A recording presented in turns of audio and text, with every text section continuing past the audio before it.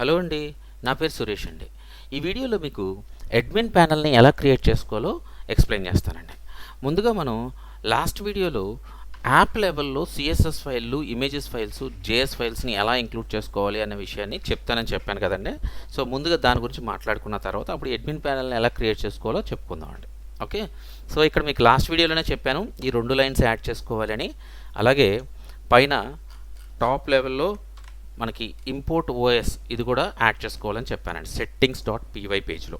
Okay, so నేను అవి already add చేసి పెట్టానండి. దాని తర్వాత HTML పేజ్లో మనకి లోడ్ చేయడానికి స్టాటిక్ ఫైల్ని చూడండి. ఇక్కడ ఇలాగ పర్సంటేజ్ అని పెట్టి లోడ్ స్టాటిక్, ఇది ఆల్రెడీ మనం స్టాటిక్ వెబ్సైట్ క్రియేట్ చేసినప్పుడు మనం మాట్లాడుకున్నాము. సేమ్ అలాగే ఈ 2 లైన్స్ యాడ్ చేయాలండి. సో ఇక్కడ మాత్రం మనం CSS style.css అని పెట్టాము, బట్ పోస్ట్ అని కూడా యాప్ నేమ్ కూడా ఇంక్లూడ్ చేయాలన్నమాట అండి. ఓకే, అలాగే ఫోల్డర్ స్ట్రక్చర్ కూడా చూపిస్తారు మీకు. ఇదిగోండి, ప్రాజెక్ట్ లెవెల్లో పోస్ట్స్ అని మనం ఒక యాప్ క్రియేట్ చేసాము. దాంట్లో స్టాటిక్ అని ఒక ఫోల్డర్ క్రియేట్ చేసాము.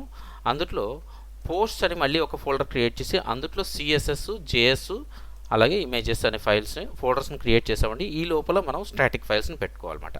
సో ఖచ్చితంగా మనం స్టాటిక్ అనే ఫోల్డర్లో మనం యాప్ నేమ్తో ఒక ఫోల్డర్ క్రియేట్ చేసి దాని లోపల పెట్టుకోవాలండి. అలాగే స్టైల్స్లో కూడా ఒక 2 స్టైల్స్ నేను యాడ్ చేశానండి. ఒకటి బాడీకి, ఇంకోటి H1 ట్యాగ్కి. ఓకే, సో నేను ఇక్కడ అవుట్పుట్ ఎలా ఉందనేది చూపిస్తాను చూడండి. ఇదిగోండి అవుట్పుట్, ఇది గ్రీన్లో ఉందండి. నేను ఇక్కడ గ్రీన్లో పెట్టాను కాబట్టి గ్రీన్లో ఉందండి. ఓకే, సో ఇక్కడ ఇంకొక విషయం చెప్పాలి మీకు. settings.pyలో మనం 2 లైన్స్ యాడ్ చేసాం కదండి కింద. సో ఈ సెకండ్ లైన్ ఎప్పుడు ఉపయోగపడుతుంది అని అంటే, జనరల్గా ఇప్పుడు మన ప్రజెంట్ సిచ్యువేషన్లో మనకు ఉపయోగపడదండి. ఎందుకు ఉపయోగపడదు అన్న విషయం కూడా చూపిస్తాను మీకు. సో ఇది నేను కామెంట్ చేసి పెడతాను చూడండి. ఇక్కడ కామెంట్ చేశాను. సో ఇప్పుడు ఈ లైన్ మనకి రన్ అవ్వట్లేదు. సో బట్ స్టిల్ మనకు సర్వర్ రన్ అవుతుంది. చూసారండి, ఇది కూడా బాగానే రన్ అవుతుంది. ఎందుకంటే ఇక్కడ నేను ఏదైతే పోస్ట్ అని ఇచ్చాను చూసారండి, ఇది యాప్ లెవెల్కి ఉన్నప్పుడు మాత్రమే ఈ లైన్ పనిచేయాలన్నమాట అండి. అదే రూట్ లెవెల్ ఉంటే ఈ లైన్ మన కింద లైను, సెకండ్ లైన్ అవసరం లేదనమాట. అసలు రూట్ ఏంటి, అలాగే సబ్ ఫోల్డర్ ఏంటి అనేది కూడా చూపిస్తారండి. ఒక్కసారి urls.py ఓపెన్ చేసి చూపిస్తాను చూడండి. ఇక్కడ మనం ఈ లైన్లో నేను ఇంక్లూడ్ చేసినప్పుడు ఇక్కడ ఏమి ఎంటీ పెట్టాను. అదే ఇక్కడ పోస్ట్ అని పెట్టాను అనుకోండి ఇలాగా. ఓకే, ఇప్పుడు చూడండి, ఇది రూట్ డైరెక్టరీ. దీనికి సబ్ డైరెక్టరీ ఏం లేదండి. అంటే స్లాష్ పెట్టి ఎటువంటిది రాయలేదు, పోస్టులు కానీ ఏమీ రాయలేదు, సెకండ్ పేజ్ రాయలేదు. సో ఇక్కడ ఎంటర్ చేశాను అనుకో ఎర్రర్ వస్తుంది, ఎందుకంటే దీంట్లో ఆ పేజ్ లేదు. ఇప్పుడు చూడండి, పోస్ట్ అని చెప్పేసి ఎంటర్ చేస్తే ఆ పేజ్ ఓపెన్ అవుతుంది. సో ఇది సబ్ డైరెక్టరీ అనమాట అండి ఈ పేజ్ ఇలాగా. సో ఇక్కడ ఏమవుతుందంటే మనకి సబ్ డైరెక్టరీ కింద రీడ్ చేస్తుంది. అప్పుడు ఈ settings.pyలో ఓకే ఈ సెకండ్ లైన్ మనకు అవసరం వస్తుంది అనమాట అండి ఈ settings.pyలో. సో అందుకని ఇప్పుడు నేను రూట్ డైరెక్టరీలో చేస్తున్నాను కాబట్టి మనకి ఈ సెకండ్ లైన్ అవసరం లేదు, మనకి ఫస్ట్ లైన్ సరిపోతుంది. మనం వేరే యాప్స్ క్రియేట్ చేసుకున్నప్పుడు ఈ సెకండ్ లైన్లో ఈ పోస్ట్ బదులు వేరే నేమ్ రాసుకుని ఈ లైన్ని యాక్టివేట్ చేసుకోవచ్చు. అలాగా ఇంకో యాప్ క్రియేట్ చేసుకుంటే దీని కింద కాపీ పేస్ట్ చేసి ఇక్కడ నేమ్ మారుస్తాం అనమాట. ఓకే, సో ఐ థింక్ మీకు అర్థమైందని అనుకుంటున్నానండి. సో ప్రస్తుతానికి ఈ లైన్ కామెంట్ తీసేసాను. ఒక్కసారి మీకు CSS కూడా ఎడిట్ చేసి చూపిస్తానండి. ముందు urls.py ఎలా ఉందో అలా పెట్టేద్దాము. ఓకే, urls.pyలో ఎలా ఉందో అలా పెట్టేసాను pyలో. తర్వాత CSSకి వెళ్దాము. CSS style.cssలో సో ఇక్కడ గ్రీన్ ఉంది, రెడ్ పెడుతున్నాను. సేవ్ చేశాను, రీఫ్రెష్ చేశాను.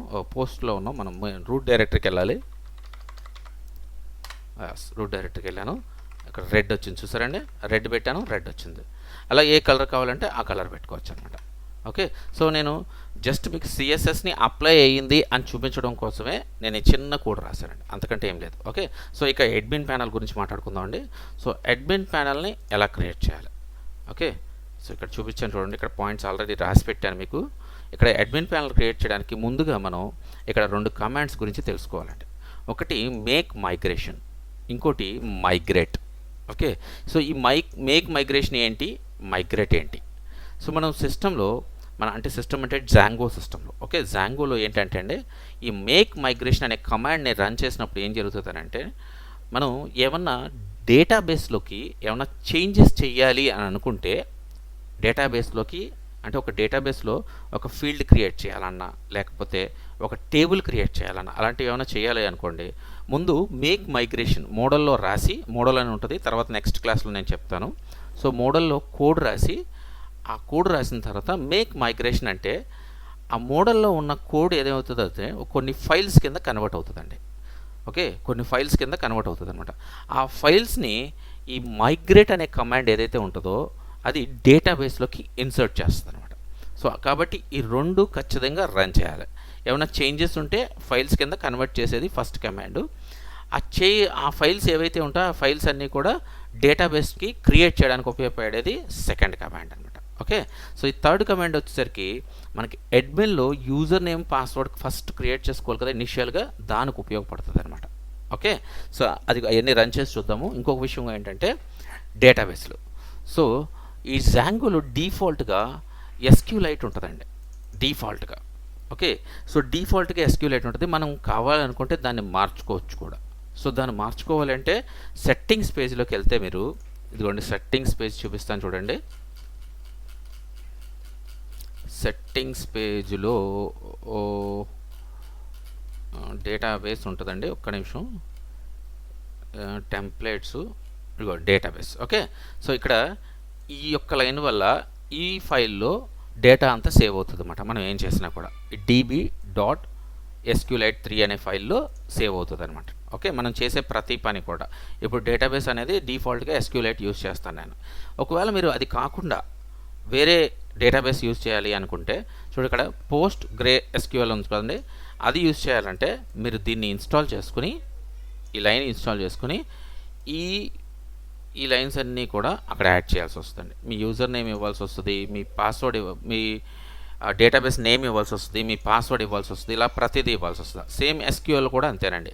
ఇది ఇన్స్టాల్ చేసుకుని, సో వాటికి సంబంధించిన డీటెయిల్స్ అన్నీ కూడా ఇది తీసేసి, ఈ లైన్ తీసేసి దాని కింద అవన్నీ పేస్ట్ చేయాలన్నమాట. ఓకే, సో ఐ థింక్ మీకు అర్థమైందని అనుకుంటానండి. ఓకే, ఇప్పుడు మనం టర్మినల్లోకి వెళ్ళి, ఓకే, మనం ఏ లైన్స్ అయితే ఉన్నాయో ఆ లైన్స్ అన్నీ కూడా రన్ చేసి చూద్దామండి, ఆ కమాండ్స్. ఓకే, సో ఇందులోకి వెళ్తున్నానండి. ఈ కమాండ్స్లో ఫస్ట్ మనం ఇక్కడ చూడండి, ఇక్కడ ఫస్ట్ కమాండ్ ఏంటంటే మేక్ మైగ్రేషన్. యాక్చువల్లీ మనం ఏ మోడల్ క్రియేట్ చేయలేదు, సో కానీ ఇది కూడా రన్ చేసి చూద్దాము, మీకు ఏం జరుగుతుందో తెలుస్తుంది కదండి. చూడండి, అక్కడ నో చేంజెస్ డిటెక్టెడ్.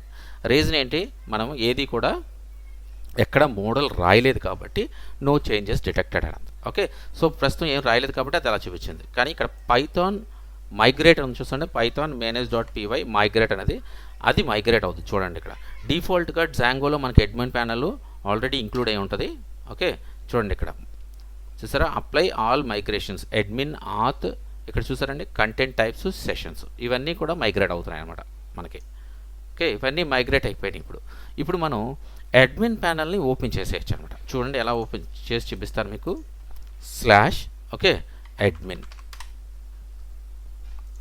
ఓపెన్ అవ్వలేదు. ఒక్కసారి మనం ఏం చేద్దాం అంటే, ఓకే, సర్వర్ రన్ చేయాలి, అందుకే ఓపెన్ అవ్వాలి. ఓకే, సో సర్వర్ రన్ చేశాను. ఎస్, ఓపెన్ అయింది. చూసారా, ఇది ఎందుకు ఓపెన్ అయిందంటే /admin అనేది మీరు urls.pyలో మనం ఇప్పుడు వరకు దీని గురించి మాట్లాడుకోవాలి, ఈ లైన్ గురించి. ఈ లైన్ వల్లే అడ్మిన్ ఓపెన్ అయిందండి. అలాగే ఈ టెర్మినల్లో పైన ఇంతకుముందు మనం రన్ చేస్తున్నప్పుడు చూసారా ఈ ఎర్రర్స్ వచ్చాయి. యూ హ్యావ్ 18 అన్అప్లైడ్ మైగ్రేషన్స్ అని చెప్పేసి వచ్చేది కదండి. సో ఇప్పుడు నేను మైగ్రేషన్ చేయడం వల్ల నాకు ఎటువంటి ఎర్రర్స్ రాలా. చూడండి, ఇక్కడ ఏ ఎర్రర్స్ రాలా, జస్ట్ ఒక వార్నింగ్ వచ్చిందంతే. ఆ వార్నింగ్ కూడా ఏంటంటే ఇక్కడ ఏదో ఒక డైరెక్టరీ నాట్ ఎగ్జిస్ట్ అని చెప్పేసాను అంతే, అంతకంటే ఏం లేదు. సో ప్రతి అన్నీ కూడా అసలు ఎర్రర్స్ అయితే ఏం రాలా. ఓకే, సో ఇప్పుడు మీకు అర్థమైంది అనుకుంటా. సో ఇప్పుడు మనం దీంట్లో లాగిన్ అవ్వాలంటే మనకి యూజర్ నేమ్ పాస్వర్డ్ కావాలి, బట్ యూజర్ నేమ్ పాస్వర్డ్ మన దగ్గర లేదు. సో అది క్రియేట్ చేసుకోవడానికి మనం ఏం చేయాలంటే అండి, ఈ లాస్ట్ లైన్ ఏదైతే ఉందో ఇది create super user. Okay, create super user అనే లైన్ని మనం యూజ్ చేసుకుని మనకి యూజర్ నేము పాస్వర్డ్ క్రియేట్ చేసుకుంటామండి. ఓకే, సో ఇక్కడ ముందు ఎగ్జిస్ట్ చేద్దాము. ఎగ్జిస్ట్ చేశాను. సో ఎగ్జిస్ట్ చేసిన తర్వాత ఒకసారి దీన్ని పెద్దది చేస్తానండి, మీకు కనిపించింది బాగా. ఎస్, ఓకే, సో ఈ లైన్ అయితే నేను కాపీ పేస్ట్ చేస్తున్నానండి. ఇప్పుడు సూపర్ యూజర్ అనే లైన్ని చేశానండి. ఏమంది, ఓకే, ఇక్కడ చూడండి user name leave bank to use Rohit అనే వదిలేయమంటే వదిలేసేయచ్చు, లేకపోతే మనకు నచ్చింది పెట్టుకోవచ్చు అని చెప్పేసి ఇచ్చింది. సో నేను ఇక్కడ ఏం చేస్తున్నాను, అడ్మిన్ అని పెడుతున్నానండి, ఎంటర్ చేశాను. నెక్స్ట్ ఈమెయిల్ అడ్రస్ అని అడుగుతుందండి. సో ఈమెయిల్ అడ్రస్ మనకు కావాలంటే ఇవ్వచ్చు, లేకపోతే వదిలేయచ్చు. సో నేను admin@gmail.com అని చెప్పేసి ఇస్తున్నానండి. ఇప్పుడు పాస్వర్డ్ అడుగుతుంది. సో పాస్వర్డ్ మనకు నచ్చింది పెట్టుకోవచ్చు. నేను అడ్మిన్ అనే సింపుల్గా పెడుతున్నాను. అలాగే మళ్ళీ అదే పాస్వర్డ్ని టైప్ చేస్తున్నాను. ఇక్కడ చూడండి, ఇక్కడ the password is two similar to user name. నేను ఏం చేశానంటే అడ్మినే పాస్వర్డ్ కింద పెట్టా. సో అందుకనే అది మనకి వార్నింగ్ ఇస్తుంది, నువ్వు పాస్వర్డ్ సేమ్ పెట్టావు అని. ఓకే, సో అలాగే 8 క్యారెక్టర్స్ని మెయింటైన్ చేయమంటుంది. ఇవన్నీ నేను మెయింటైన్ చేయకుండా డైరెక్ట్గా అడ్మిన్ అనే పాస్వర్డ్ పెట్టా. సో ఇక్కడ కూడా లాస్ట్లో బైపాస్ చేయమంటావా వద్దా అని కూడా మనల్ని అడుగుతుంది. వద్దు అని అంటే మనం స్టాండర్డ్స్ ప్రకారంగా పాస్వర్డ్ పెట్టుకోవాలి. ఓకే, పర్వాలేదు అని అంటే మనం అడ్మినే వదిలేస్తున్నాం. ఇప్పుడు నేను ఎస్ అని పెడుతున్నాను, ఎందుకంటే నాకు అడ్మినే పాస్వర్డ్ కావాలి అని చెప్తున్నాను. సో కాబట్టి క్రియేట్ అయిపోతుంది. సో ఇక్కడ చూడండి, super user created successfully. Okay, so ఇప్పుడు మనం దీంట్లో నుంచి అడ్మిన్ అని చెప్పేసి అని కొడితే, జూమ్ చేస్తున్నానండి, అడ్మిన్ అని లాగిన్. ఓకే, సో ఎందుకు లాగిన్ అవ్వలేదు అని అంటే మనం సర్వర్ రన్ చేయడం మర్చిపోయాం. ఓకే, సర్వర్ రన్ చేద్దాం. ఎస్, రన్ చేశాను. అడ్మిన్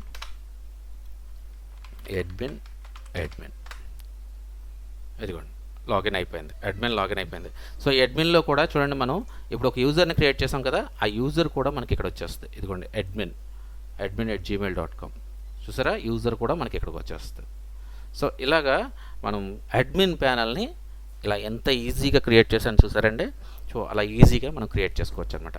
ఇప్పుడు మనం పోస్ట్ అని ఒకటి క్రియేట్ చేస్తున్నాం కదండి. నెక్స్ట్ వీడియోస్లో ఆ పోస్ట్స్ కూడా, ఆ పోస్ట్స్ ఏవైతే ఉంటాయో, మనం ఏవైతే పోస్ట్ చేస్తామో అవన్నీ కూడా అడ్మిన్ ప్యానల్లో నుంచి పోస్ట్ చేసేలాగా మనం చెప్పుకుందామండి. అంటే నేను అడ్మిన్ ప్యానల్లో నుంచి పోస్ట్ చేస్తే మనకు ఫ్రంట్ ఎండ్లో కనపడేలాగా. ఓకే, సో ఇప్పుడు వరకు అడ్మిన్ ప్యానల్ ఏదైతే చెప్పానో, అలాగే స్టాటిక్ ఫైల్స్ని ఎలా ఇంక్లూడ్ చేయాలన్న విషయం చెప్పానో, అవన్నీ కూడా మీకు అర్థమైనాయని నేను అనుకుంటున్నానండి.